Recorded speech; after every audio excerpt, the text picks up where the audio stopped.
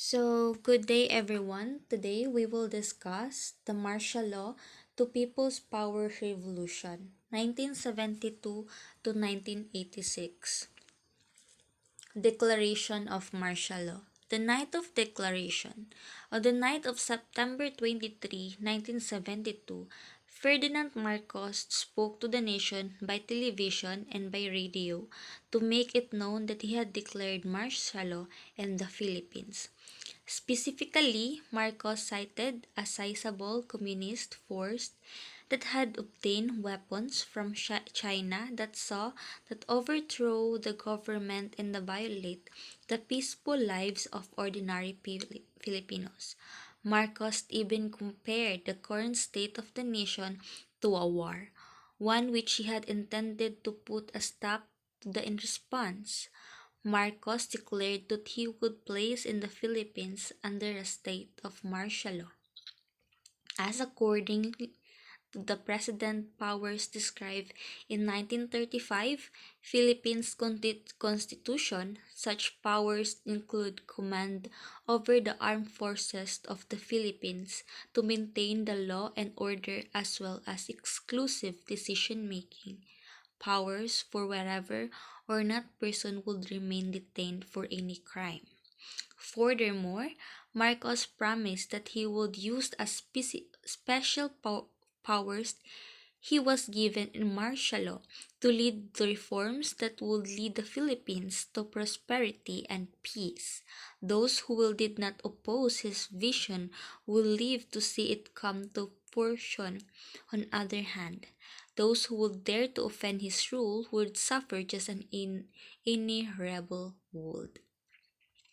Though the announcement was made on September 23, the actual document has been signed on September 21, 1972, due to the special superstition Marcos had about numbers.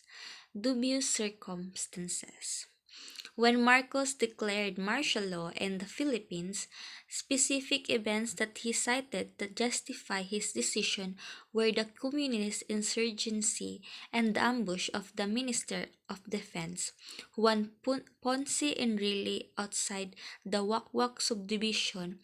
Both reasons, of course, fall within a scope on imminent threat on prostos and declaration.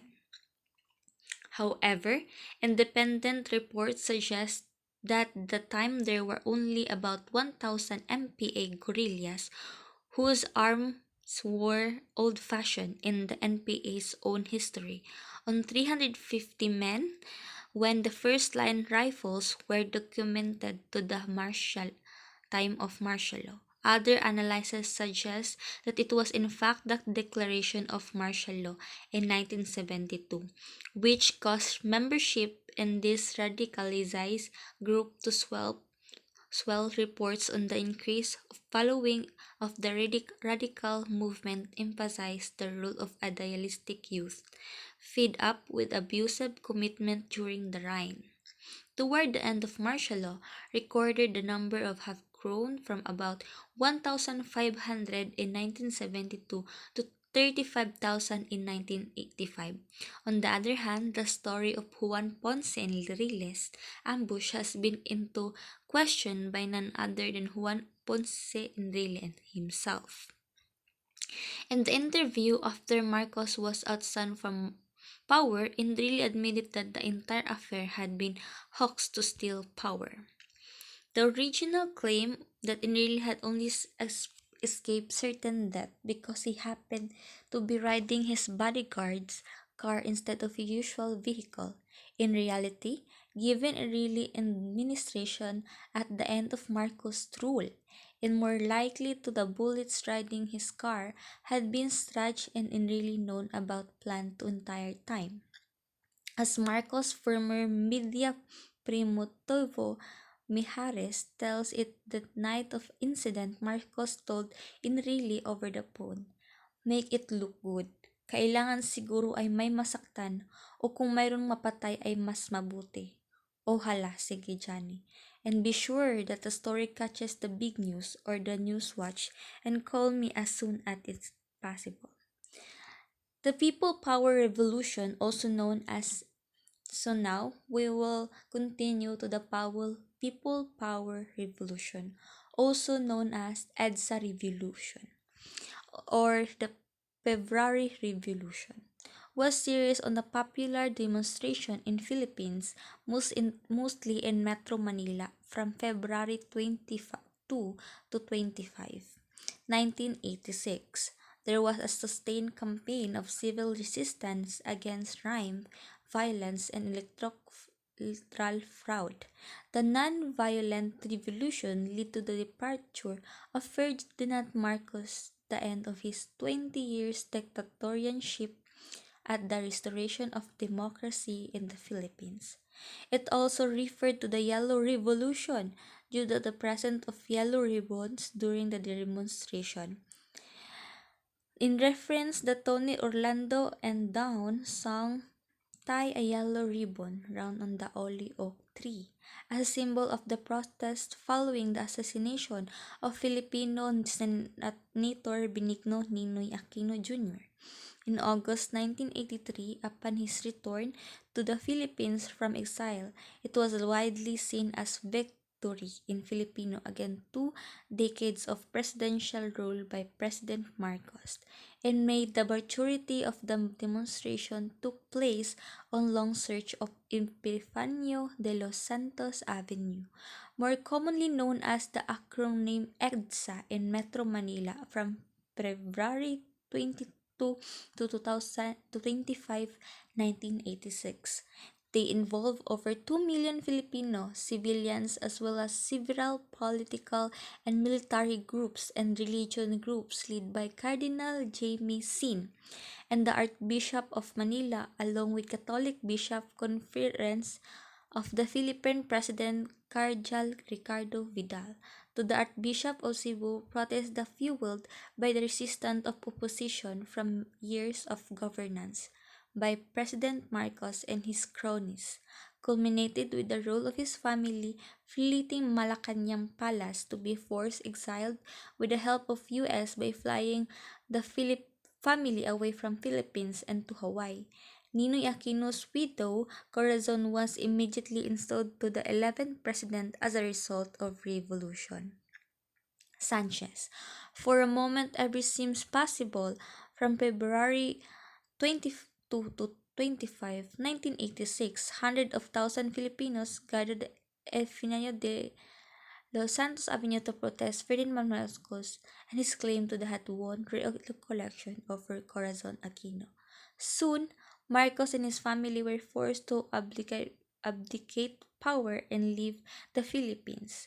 Many were optimistic that the Philippines, finally rid of the dictator, would adopt the policies to address the economic and social inequalities that had only increased under Marcos' 20-year rule. This people power revolution surprised and inspired anti-authoritarian activities around the world. Ferdinand Marcos has been president of the Philippines since 1965 after declaring martial law in the 1972. He suspended the eventually rewrote the Philippines Constitution, curtailed civil liberties, and concentrated power in exclusive branch and among his closest allies. Marcos had 10,000 opponents arrested, 1,000 tortured, killed, or disappeared.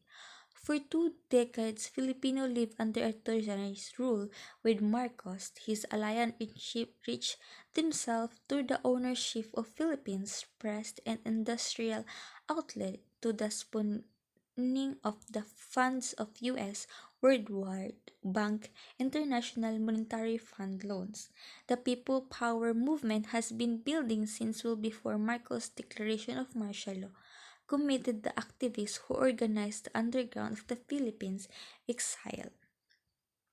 For many years, however, much of the world, the U.S. government particularly was perfectly willing to overlook the corruptions of Marcoses in exchange for anti-communist bulwark in Southern Asia.